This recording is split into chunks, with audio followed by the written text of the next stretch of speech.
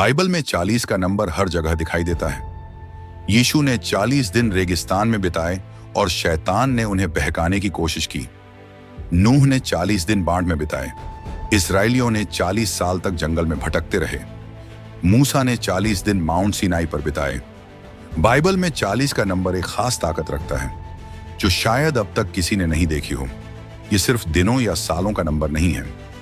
लेकिन रुकिए, अगर मैं आपसे कहूं कि 40 का नंबर आज की जिंदगी के लिए भी एक संदेश लाता है, तो आप क्या सोचेंगे? आखिर 40 का नंबर इतनी बार क्यों आता है और इसमें हमारे लिए क्या छुपा संदेश है? चलिए समझते हैं। बाइबल में कुछ नंबरों का खास मतलब होता है। इसे बाइबल न्यूमरोलॉजी कहते हैं। विद्वानों ने बाइबल में आने वाले कुछ खास नंबरों जैसे 3, 7, 12 और 40 का गहराई से अध्ययन किया है।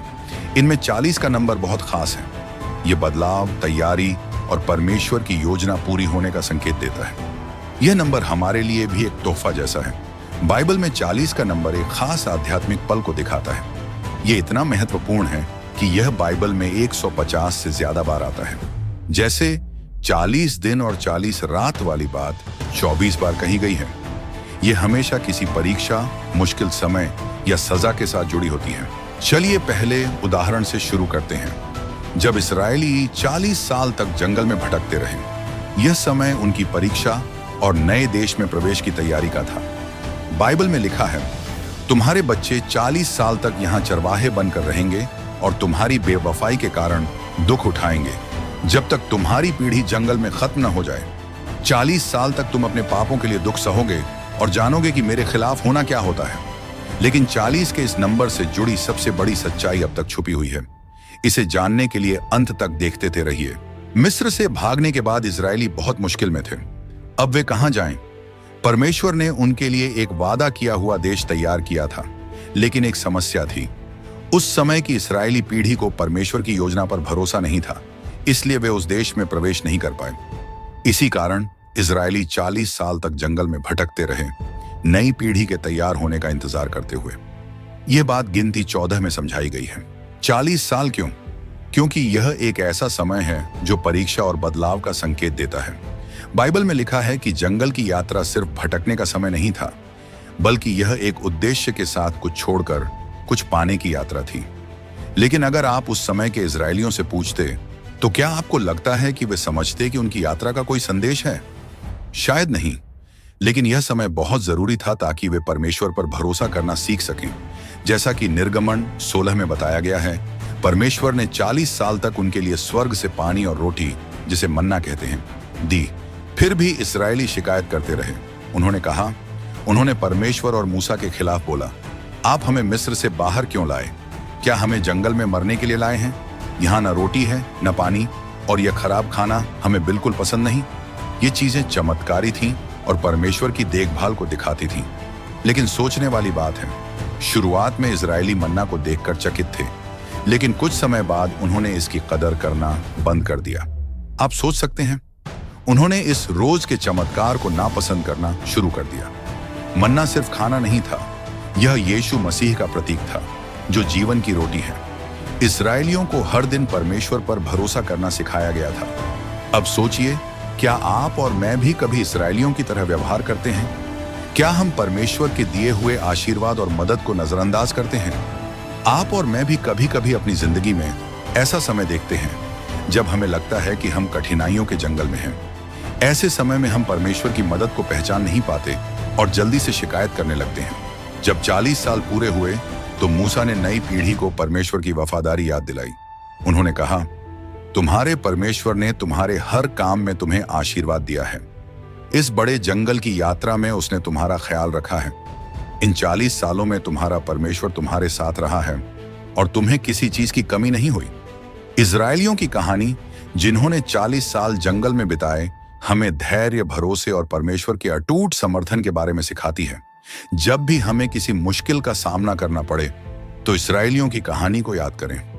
कई बार हम परमेश्वर की रोजाना दी जाने वाली मदद को नहीं समझ पाते। हमें 40 के नंबर को परीक्षा, बदलाव और परमेश्वर के प्रति विश्वास का प्रतीक मानना चाहिए। अब 40 के नंबर का एक और उदाहरण देखते हैं। क्या आपने कभी सोचा है कि नूह की कहानी, जब 40 दिन और 40 रात बारिश हुई, का क्या मतलब है? बाइबल में लिखा है, 7 दिन बाद मैं धरती पर 40 दिन और 40 रात बारिश भेजूंगा और जो भी जीव मैंने बनाए हैं उन्हें मिटा दूंगा। और नूह ने वैसा ही किया जैसा परमेश्वर ने उसे कहा। उस समय नूह की उम्र 600 साल थी जब बाढ़ का पानी धरती पर आया। इस वचन में परमेश्वर नूह को बताते हैं कि एक बाढ़ आने वाली है जो 40 दिन और 40 रात चलेगी। यह बाढ़ धरती पर फैले भ्रष्टाचार का जवाब थी। लेकिन 40 दिन क्यों? नूह के लिए यह 40 दिन बाढ़ के कष्टों को सहने और एक नई साफ सुथरी दुनिया में प्रवेश करने का समय था। यह 40 दिन एक परीक्षा थी जिससे गुजरकर नूह और उनका परिवार एक नई और शुद्ध दुनिया में पहुंचे। उत्पत्ति 7 में लिखा है कि बाढ़ के पानी ने जहाज को उठाया। जो पानी दुष्ट लोगों को नष्ट कर रहा था, वही पानी नूह और उसके परिवार को बचा भी रहा था। यह दिखाता है कि परमेश्वर का न्याय और दया दोनों ही काम करते हैं। क्या यह हमें याद नहीं दिलाता कि कई बार जो कठिनाइयां हम सहते हैं वे ही हमें बचाने या हमें ऊपर उठाने का जरिया बनती हैं? नूह और उसका परिवार 40 दिन और 40 रात पानी पर तैरते रहे।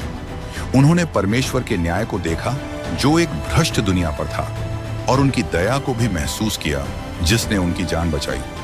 नूह ने सिर्फ प्रार्थना और विश्वास ही नहीं किया, बल्कि एक जहाज बनाया, जानवरों को इकट्ठा किया और अपने परिवार के साथ उस पर सवार हुआ। उसका विश्वास सक्रिय, व्यावहारिक और आज्ञाकारी था। नूह के 40 दिन की परीक्षा से हम क्या सीख सकते हैं? भले ही हमें नूह की तरह बड़ी मुश्किलों का सामना करना पड़े, वे हमें बदलने वाले अनुभव हो सकते हैं। बाढ़ के बाद नूह एक नई दुनिया में गए और मानवता को एक नई शुरुआत मिली। जिस तरह नूह बाढ़ से नए होकर निकले, हम भी अपने विश्वास और आज्ञाकारिता से कठिनाइयों से बाहर आकर एक नई शुरुआत कर सकते हैं। अब एक और उदाहरण देखते हैं। निर्गमन 8 बताता है कि मूसा ने 40 दिन और 40 रात माउंट सीनाई पर परमेश्वर के कानून को पाने में बिताए। 2 बार मूसा ने बिना खाना खाए और बिना पानी पिए परमेश्वर पर पूरी तरह ध्यान केंद्रित करते हुए 40 दिन और 40 रात सीनाई पर्वत पर बिताए। इसी दौरान उन्हें 10 आज्ञाएं मिली। यह बात निर्गमन 24 और 34 में समझाई गई है। मूसा कहते हैं, मैं फिर से 40 दिन और 40 रात परमेश्वर के सामने झुका रहा। मैंने न रोटी खाई न पानी पिया, क्योंकि तुमने पाप किया था, परमेश्वर की नजर में गलत काम करके उनका गुस्सा बढ़ाया था। यह वचन उस दूसरे 40 दिनों के समय की बात करता है जब मूसा परमेश्वर से उन लोगों को माफ करने की प्रार्थना कर रहे थे जिन्होंने सोने के बछड़े की पूजा करके पाप किया था। यह केवल एक उपवास नहीं था, बल्कि एक गहरी आध्यात्मिक यात्रा थी जिसमें मूसा ने परमेश्वर से जुड़कर उनके कानून 10 कमांडमेंट्स लिए और लोगों के लिए प्रार्थना की। लेकिन यीशु के बारे में क्या? यीशु ने भी बपतिस्मा लेने के तुरंत बाद 40 दिन जंगल में बिताए, जैसा कि मत्ती 4 में बताया गया है। यीशु को पवित्र आत्मा ने जंगल में भेजा, जहां उन्हें शैतान ने परीक्षा में डाला। मूसा की तरह यीशु वहां कोई नई शिक्षा या माफी पाने के लिए नहीं गए थे, बल्कि वह शैतान द्वारा परीक्षा देने के लिए वहां थे। बाइबल के अनुसार शैतान ने यीशु को खाने, ताकत और आसान रास्तों का लालच दिया जब वह शारीरिक रूप से कमजोर थे। यीशु ने जवाब दिया, यह लिखा है, मनुष्य केवल रोटी से नहीं जीता, बल्कि हर उस वचन से जो परमेश्वर के मुंह से निकलता है। यह कितना दिलचस्प है कि यीशु ने शैतान के प्रलोभनों का सामना करने के लिए शास्त्रों का सहारा लिया। उन्होंने हमें यह सिखाया कि मुश्किल समय में हमें परमेश्वर के वचन पर भरोसा करना चाहिए। जंगल में बिताए गए 40 दिन हमें क्या सिखाते हैं? मूसा और यीशु के लिए यह समय परमेश्वर पर ध्यान केंद्रित करने और उन पर भरोसा करने का था। उन्हें अपनी शारीरिक और आध्यात्मिक जरूरतों के लिए परमेश्वर पर भरोसा करना पड़ा। अब जरा अपनी जिंदगी पर सोचें। क्या हो सकता है कि हमारी मुश्किलें हमारे लिए 40 दिनों के जंगल जैसी परीक्षा हो, जिसे हमारा विश्वास और हमारा चरित्र मजबूत करने के लिए बनाया गया हो? क्या आपने कभी सोचा है कि यीशु के पुनरुत्थान और स्वर्ग जाने के बीच 40 दिन क्यों थे? ये 40 दिन जो अक्सर ध्यान में नहीं आते, चर्च के कैलेंडर में सबसे महत्वपूर्ण समय में से एक है। क्या आपने सोचा है कि यीशु ने इस समय को धरती पर क्यों बिताया, बजाय इसके कि जी उठने के तुरंत बाद स्वर्ग चले जाते? पुनरुत्थान के बाद यीशु आसानी से कुछ चुनिंदा लोगों को दिखाकर उसी दिन स्वर्ग चले जा सकते थे, लेकिन उनके क्रूस पर चढ़ाए जाने के बाद उनके शिष्य निराश और डरे हुए थे। यूहन्ना 20 में बताया गया है कि कई शिष्य छिपे हुए थे। लेकिन यीशु ने 40 दिन उनके साथ बिताए। उन्होंने न केवल अपने पुनरुत्थान को साबित किया, बल्कि उन्हें प्रेरित और मजबूत भी किया ताकि वे आने वाली चुनौतियों का सामना कर सकें। फिर यीशु ने अपने शिष्यों को आदेश दिया कि वे सभी देशों में सुसमाचार प्रचार करें और विश्वास करने वालों को पिता, पुत्र और पवित्र आत्मा के नाम से बपतिस्मा दें। यह दिखाता है कि यीशु ने अपने शिष्यों की गहरी परवाह की और यह भरोसा दिया कि वे धरती पर उनका काम जारी रखने के लिए सक्षम और तैयार होंगे। अब एक और उदाहरण देखते हैं। क्या आप कभी किसी मुश्किल स्थिति में रहे हैं और हार मानने का मन किया है? बाइबल में 40 का नंबर हमें धैर्य और दृढ़ता के बारे में बहुत कुछ सिखाता है, खासकर भविष्यवक्ता एलियाह की कहानी से। यह कहानी सिर्फ एक शारीरिक यात्रा की नहीं है, बल्कि विश्वास, धैर्य और परमेश्वर से ताकत पाने की यात्रा की है। भविष्यवक्ता एलियाह एक महान और साहसी व्यक्ति थे। उन्होंने स्वर्ग से आग मंगवाई और पहले राजाओं में वर्णित 450 झूठे भविष्यवक्ताओं को हरा दिया। इन अद्भुत जीतों के बाद एलियाह को रानी इजेबेल से बड़ा खतरा हुआ और वे जंगल में भाग गए। यह दिखाता है कि सबसे मजबूत लोग भी कभी कभी कमजोर महसूस कर सकते हैं। राजाओं की किताब के अध्याय 19 में हम देखते हैं कि परमेश्वर ने एलियाह की परवाह की जब वह बहुत निराश और कमजोर थे।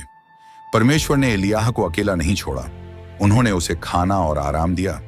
इसके बाद परमेश्वर ने एलियाह को 40 दिनों की यात्रा पर माउंट होरेब भेजा। इस दौरान एलियाह को शारीरिक और आध्यात्मिक रूप से पूरी तरह परमेश्वर पर निर्भर रहना पड़ा। यह समय था जब एलियाह ने सोचा, परमेश्वर से बात की और नई ताकत पाई। भूकंप के बाद आग आई, लेकिन परमेश्वर आग में नहीं थे और आग के बाद एक हल्की फुसफुसाहट आई। जब एलियाह ने इसे सुना तो उसने अपना चेहरा अपनी चादर से ढक लिया और गुफा के मुहाने पर खड़ा हो गया। फिर एक आवाज आई और उसने पूछा, एलियाह, तुम यहां क्या कर रहे हो? एलियाह की कहानी हमें सिखाती है कि कठिन समय में भी धैर्य रखना चाहिए, चाहे हम थके हुए हों या हमारा ध्यान भटक गया हो। क्या कभी आपको भी ऐसा महसूस हुआ है कि आपको समय निकालकर सोचने और फिर से ध्यान केंद्रित करने की जरूरत है? क्या आपने कभी सोचा है कि योना की कहानी, जब वह मछली के पेट में था, और बाइबल में 40 का नंबर दया और पश्चाताप से कैसे जुड़े हैं? परमेश्वर ने योना को नीनवे नाम के एक शहर में जाने का आदेश दिया, जो अपनी बुरी आदतों के लिए मशहूर था।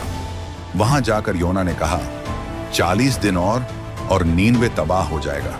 जब योना ने यह बात कही तो एक अद्भुत घटना हुई। नीनवे के लोग, राजा से लेकर आम आदमी तक, सभी ने परमेश्वर की चेतावनी पर विश्वास किया।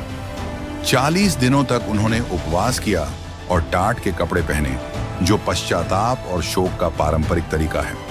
यह दिखाता है कि वे सच में अपनी आदतें बदलना चाहते थे। नीनवे के लिए ये 40 दिन एक गिनती थी जो विनाश की ओर जा सकती थी, लेकिन ऐसा होने के बजाय उन्होंने परमेश्वर की दया को महसूस किया। परमेश्वर ने उनके सच्चे दिल का बदलाव देखा और उन्हें तबाही से बचा लिया। इस कहानी का यह हिस्सा बताता है कि परमेश्वर माफ करने और दया दिखाने के लिए तैयार हैं, भले ही कोई व्यक्ति उनसे कितना भी दूर क्यों ना हो। अब निष्कर्ष की ओर चलते हैं। 40 दिन क्यों? 30 या 50 दिन क्यों नहीं?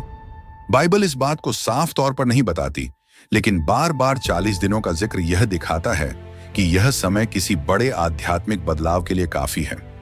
ऐसा लगता है जैसे परमेश्वर हमें पर्याप्त समय देते हैं ताकि हम चीजों को साफ देख सकें, सीख सकें और खुद को बदल सकें। कुछ प्रकार के मसीह में यह विचार धार्मिक कैलेंडर में देखा जा सकता है। उदाहरण के लिए लेंट, ईस्टर से पहले के 40 दिन एक ऐसा समय है जब लोग सोचते हैं, पश्चाताप करते हैं और तैयारी करते हैं। इसी तरह एडवेंट, जो हमेशा 40 दिन नहीं होता, यीशु के जन्म के उत्सव के लिए इंतजार और तैयारी का समय है। स्पिरिचुअल ग्रोथ एक जर्नी की तरह है और परमेश्वर इस जर्नी में हमारे साथ धैर्य रखते हैं। इसलिए जब भी आप बाइबल में संख्या 40 देखते हैं तो इसे धैर्य, दृढ़ता और स्पिरिचुअल ग्रोथ की याद के रूप में देखें। यह हमें परमेश्वर के समय पर भरोसा करने, उनकी समझ पर निर्भर रहने और अपने विश्वास को बढ़ाने के लिए बुलाता है। जैसा कि नीति वचन 3 में कहा गया है, अपने पूरे दिल से परमेश्वर पर भरोसा करो और अपनी समझ पर निर्भर मत रहो। अपने हर काम में परमेश्वर को मानो और वह तुम्हारे रास्ते सीधे कर देगा। हमें हमेशा याद रखना चाहिए कि हमारी कठिनाइयां बाइबल में संख्या 40 की तरह बदलाव, विश्वास और नवीकरण की यात्राएं होती हैं। देखने के लिए शुक्रिया। परमेश्वर आपको आशीष दे।